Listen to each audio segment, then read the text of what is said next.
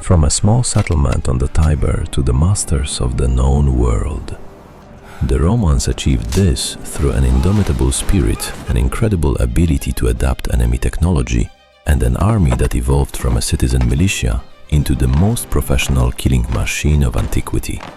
A machine whose echoes we still hear today. Imagine an army so ruthless that it punished cowardice on the battlefield with death at the hands of its own soldiers. Decimation. 1 in 10 had to die by the hands of his brothers in arms. This severe discipline was not an act of sadism, but the very foundation upon which the greatest empire of antiquity was built. Before the Romans became masters of the world, they brushed with annihilation. In 390 BC, their capital was sacked by fierce Gauls from the north. It was a shock that awakened the beast. Instead of surrendering, the Romans surrounded their city with a massive wall and completely reformed their military. They began their march for dominance over all of Italy. They defeated the proud Etruscans and then, in grueling wars, broke the resistance of the fierce Highlanders, the Samnites. The last bastion of independence in Italy remained the wealthy Greek cities in the south. They called upon King Pyrrhus of Epirus for aid. This brilliant commander, a relative of Alexander the Great himself, brought war elephants with him, the tanks of that era. Pyrrhus won battles, but the Romans, drawing on their limitless manpower reserves, inflicted such horrific casualties upon him that the commander famously declared, "One more such victory and we are undone." By 264 BC, all of Italy was Roman. The Romans created a perfect system: divide and conquer.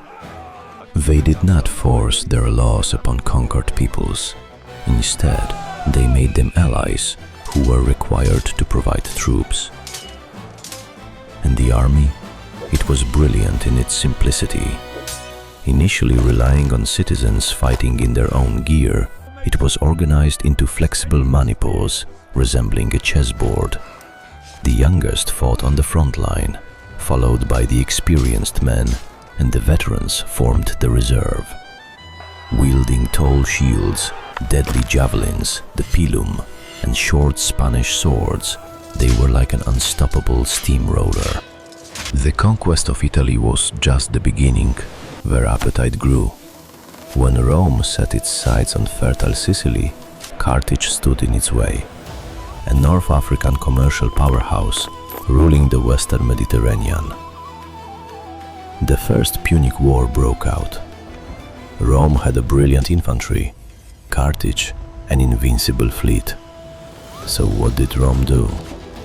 In secret, they built hundreds of ships and invented the corvus, a movable boarding bridge with a heavy spike, which was dropped onto enemy vessels. A naval clash was transformed into a land battle.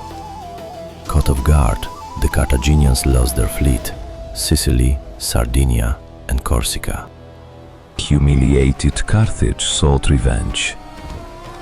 Their armies were led by Hannibal, one of the greatest military commanders in human history. Instead of attacking by sea, he did the impossible. Along with his army and war elephants, he crossed from Spain through the snow-covered, treacherous Alps, marching right into Italy. It was a massive shock. During the Second Punic War, Hannibal ground the Roman legions to dust. The climax was the Battle of Cannae. It was an absolute tactical masterpiece. Hannibal's smaller forces outflanked and slaughtered nearly 50,000 Romans in a single day. Panic gripped Rome, and the phrase Hannibal ante portas, Hannibal at the gates, struck terror into hearts for generations. Yet Rome, despite losing the flower of its youth, did not lay down its arms. No other ancient state would have survived this. Instead of fighting Hannibal in Italy, the Roman commander Scipio struck straight at the enemy's heart, Africa. Hannibal was forced to return to defend his capital. At At Zama in 202 BC, the student surpassed the master. Scipio neutralized the elephant charge and dealt Hannibal his ultimate defeat. The peace treaty was ruthless. Carthage had to surrender its fleet, its overseas territories, and pay a colossal tribute in silver for 50 years. But for Rome, this was not enough. Carthage rebuilt its economy quite rapidly. The Roman politician Cato the Elder ended every speech in the Senate with the words, Carthago delenda est. "Furthermore, I consider that Carthage must be destroyed." And so it was done. In 146 BC, after a 3-year siege during the Third Punic War, the once mighty city was razed to the ground, and its citizens were either killed or sold into slavery. It disappeared from the map of the world forever. The fall of Carthage was a turning point. The Romans proved that mere victory no longer satisfied them.